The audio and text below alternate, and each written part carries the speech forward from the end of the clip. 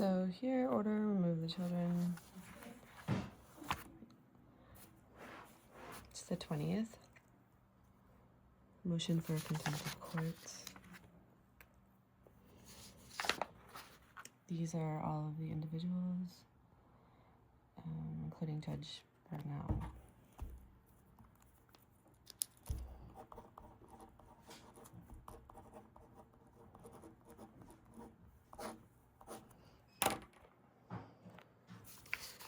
Here.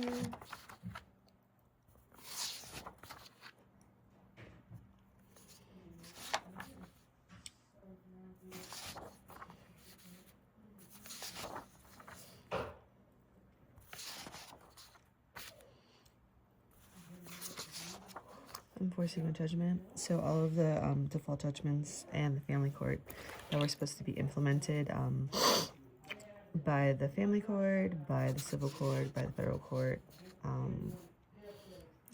they have legal procedural default judgments. These are the rules of federal civil procedure that basically governs the procedures and all actions and proceedings in the United States District Courts and instructs that they should be construed to secure the just, speedy, inexpensive determination of every action and proceeding. More specifically, the rules can govern the procedure of pleadings, motions, amendments, joinder, discovery, trials, injunctive relief, judgments, and orders. And then here, so I guess the history was that they used to just do what they wanted in different jurisdictions, but they have a set of rules that everyone must follow. And then here, subpoena for the IT department of Puerto Rico DCF for all the emails. Some of the cases, procedural department of Puerto Rico children, aka but a list of 25 cases. So these are, I don't know, I think it's like more like 28-ish. And then my ex has also filed like an appeal. So I don't know, it's like 29-ish. And this right here, I can't remember how much has been spent, but these have all been filed legally. There was a procedural default judgments.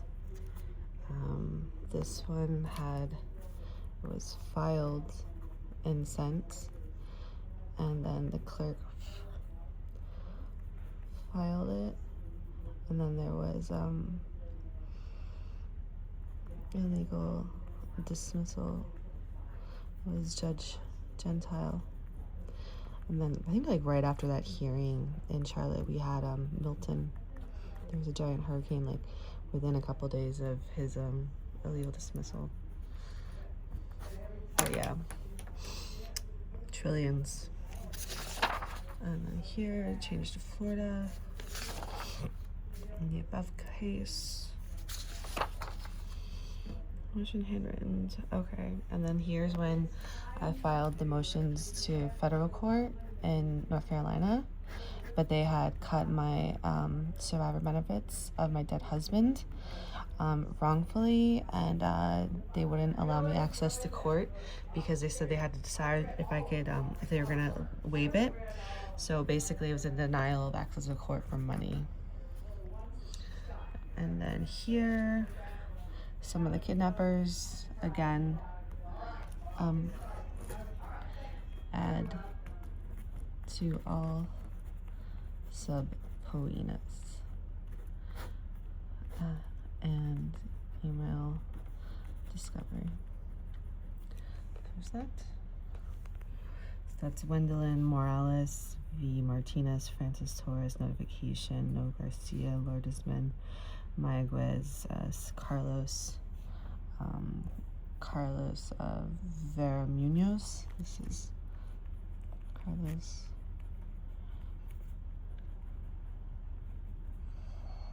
Enye. Here, some of the links.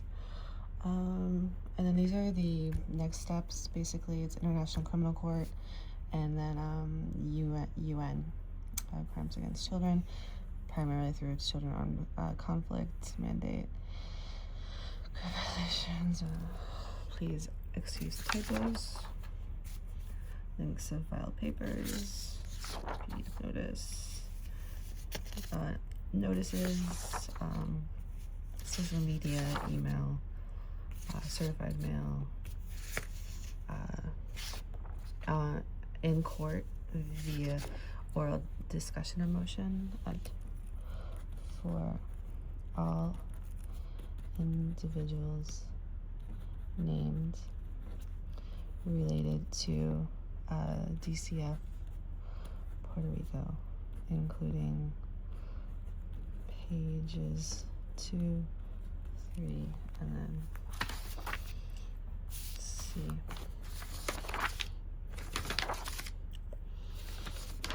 And then here are all these documents from Google Docs.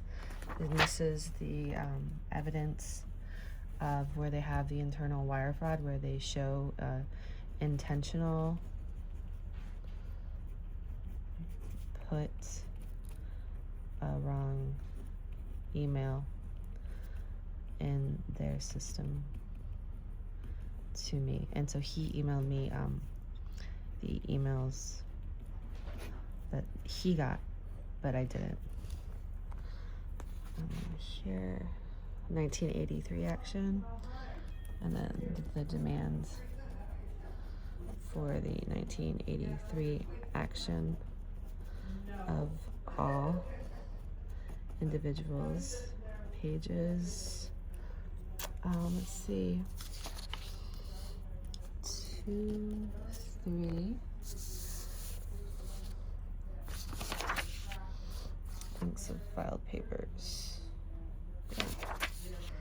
Links of notice and videos.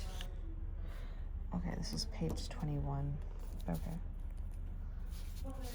So here, and then 21.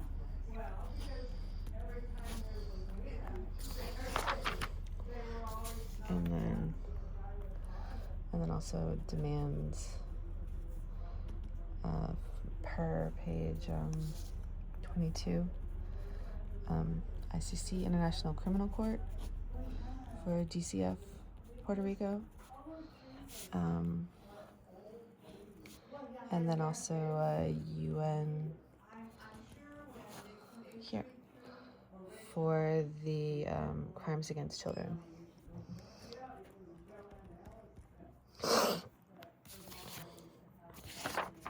So these are the potential issues if the United States federal courts can't clean up their own mess, right? United States Judicial Conference, American Bar Association, Social Security Administration, do your job, manage your stuff.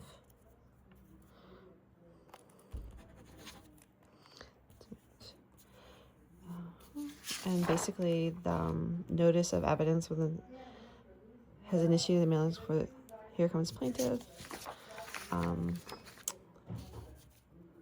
Mail fraud, so that was notated with the links from Phil, which is what page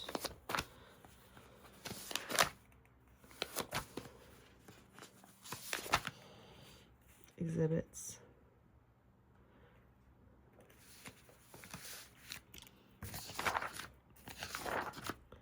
Demands for fees.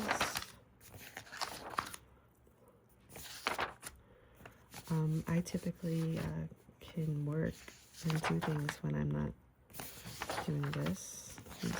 Papers, demand, page 25.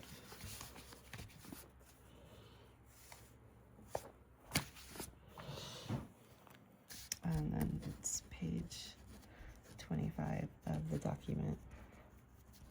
Has the email links of mail fraud.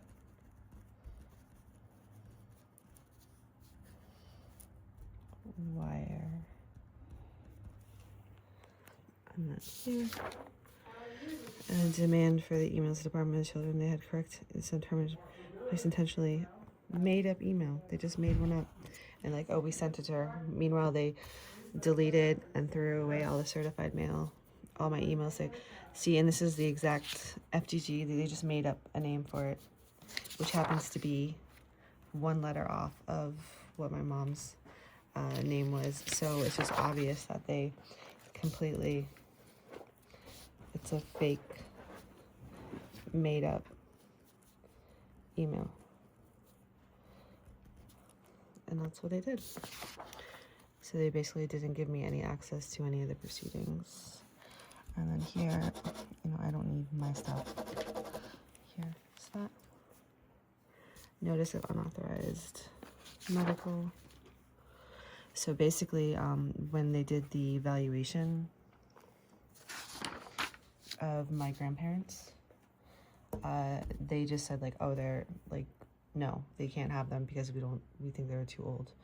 And I'm like, well, witnesses for mental competence, thousands of individuals, they sell art to on a daily basis. They work every day. They've had art galleries since the 80s.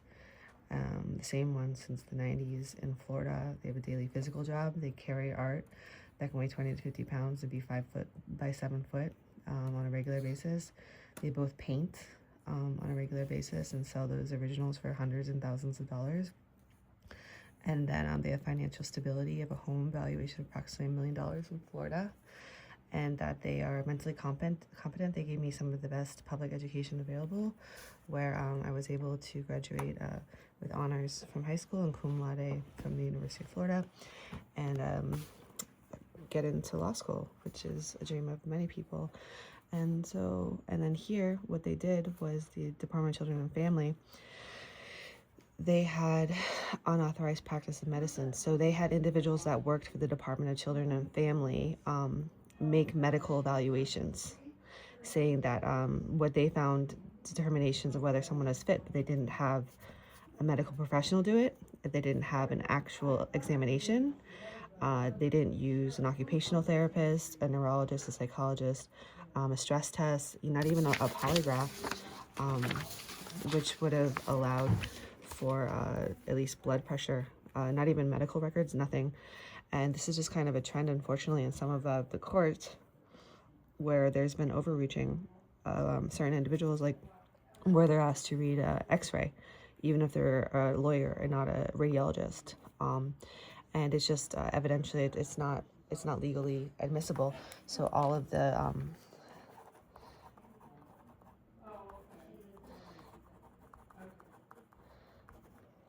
statements are not legally admissible per the American Medical Association, per legal. It's criminal to practice medicine without. And so here, did I do that? It's like, I don't know, it's like 3 to 5 years and a couple $1,000s for the authors. And it's like 3 to 5 years of jail, prison. Oh, look, they're building a new prison. And also prison. And then also fines for thousands. And, that's the discretion, obviously, of the prosecutor and the judge, thousands of, if they want, your money or the body. But it's basically, they have all these individuals like social workers, right here, Francis Torres, even attorneys, Garcia, Orville, Jimenez, Nixley Jimenez, Morris Santiago, Judge Marta Marchani, like even the judges like using testimony, which they know better. They have superior knowledge of non-medical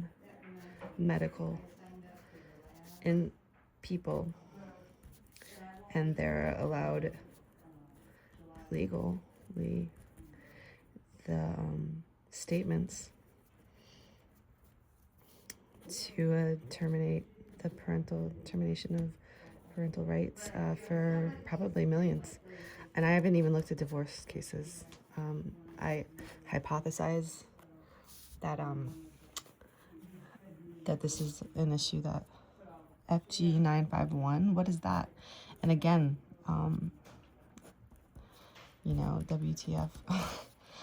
This Jimenez, then they stopped giving my mom notice. So then, like, grandma, which has stopped using the correct email for her. And there was just so much wire fraud. Page 34. Thank you. And so all these testimonies and videos are all legally admissible. The use of medical fraud to deny access to courts. My parents flew down there to give us the kids, and they're like, no. They're like, okay, we're here for court, and they're like, court's canceled. It costs them thousands of dollars. They work every day. They employ artists. They basically, everything that they make, they throw back into the artist community. They have charity events and pillars of events. That would be a very great lifestyle. And then Judge Marchani kicked me out of trial, so I couldn't disagree and reserve an appeal. And then the law enforcement officers were like, he goes, we lost all the evidence of the night of the taking. There were like 20 to 35 people at like a midnight home raid.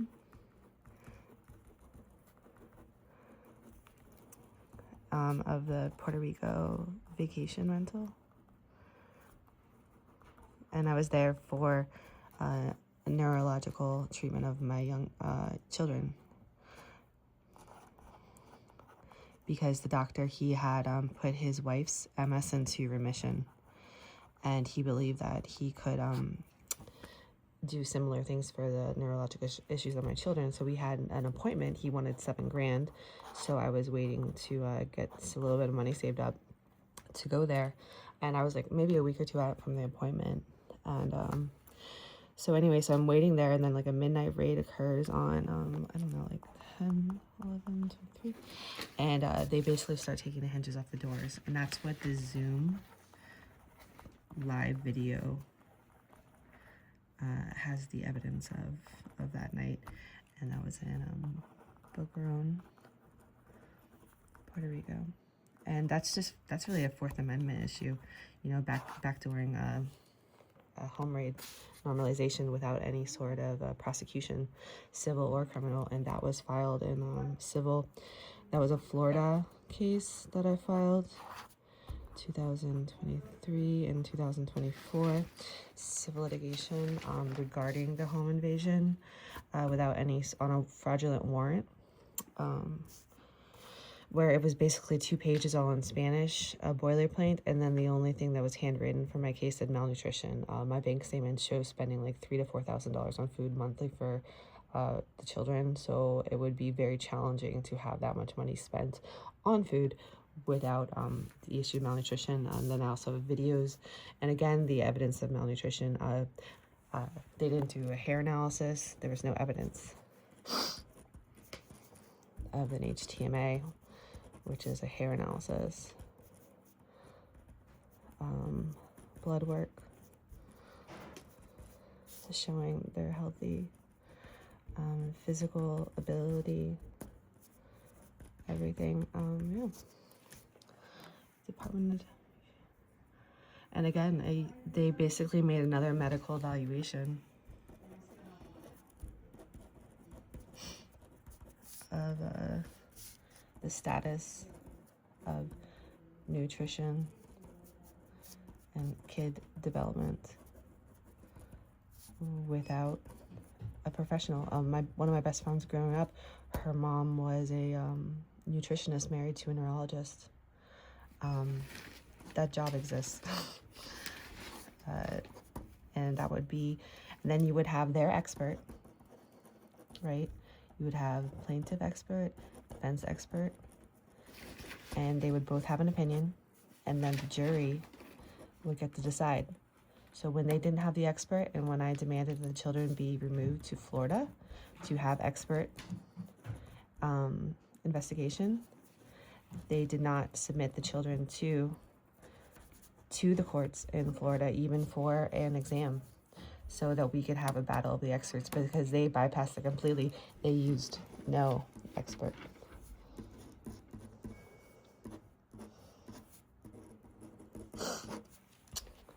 and they denied me the ability to even pay or finance the nutrition, which honestly, I don't even know if that's financially viable for many individuals that have been targeted. And so these are the penalties of the unlicensed practice of medicine: criminal sanctions, C felony, imprisonment, 1 to 5 years. Oh, I thought it was 3, but I guess like AI says it's 1. And then the fines are 1,000 to 50,000. See, these people are going to have a lot of money. They're going to have a lot of really rich Puerto Rico land. So this is going to be, they're going to have like family Puerto Rico island land that is tax-free to levy with the fines. And then healthcare fraud, right? Unauthorized service tied to insurance billing. And then also, of course, DCF has, the Department of Justice has been investigating Medicaid fraud for aggressively with key TAM cases for about 10 years. They're all YouTube, you can look at it. So that's been a trend of investigation. I don't agree with all of it. Yes, there's a lot of fraud, but yes, there's a lot of non-fraud. But just this is how they would also prosecute that. And then here, subpoena due justica, that means give me all of the banks names, the bank account numbers, and the crypto account numbers of all the individuals per page 2, 3, and what was it, 34 or 21? This is 21. And this is case.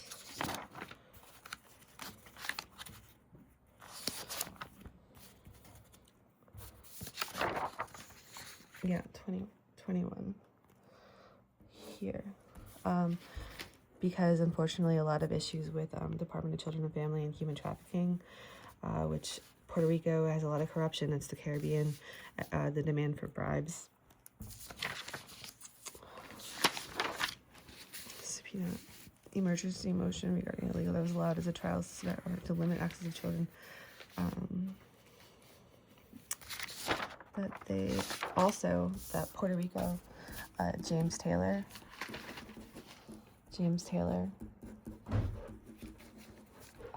asked for money in North Carolina when I said to remove the case there because I had been living there, and he said he would, but that Puerto Rico, the only way that gringas, non-Puerto Ricans, that's what they call us, gringas, white people that got their kids back, the only way was with a bribe, and that he had worked at the DCF Puerto Rico, and that growing up in the Caribbean as a young child, St. Thomas the Caribbean is a place of bribery, and unfortunately in the U.S. that is not allowed, so it's a U.S. territory. And so when I said I don't have money because my SSI was taken illegally, and it still needs to be paid back. We're at like $180,000 of that. Basically, he did a motion to dismiss. As soon as I said, I'm like, listen, there's no money right now. Like I could, like, what do you want me to do? And so as soon as I said there's no money, which was in Transylvania County, and it was a conversation with the DCF attorney, North Carolina, on camera outside the courthouse. Yeah, so that's that. And then the children have basically stated on record to the DCF that they're being abused. The 2 out of the 4, which are more mentally, competent. The youngest 2 have had neurological issues with extensive medical treatment and medical records, 6 figures-ish. I don't even know. And so here, enforcing a judgment because there are all of, like, legally, there is no discretion of the court to not file the default. It's automatic. And then failure to do so is a contempt of court. And this is for how you get paid.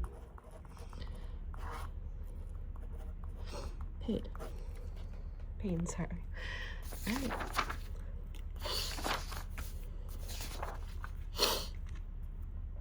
And that's about it. So then we're just gonna do order, return the babies ASAP. Judge implement lower court judgments, please.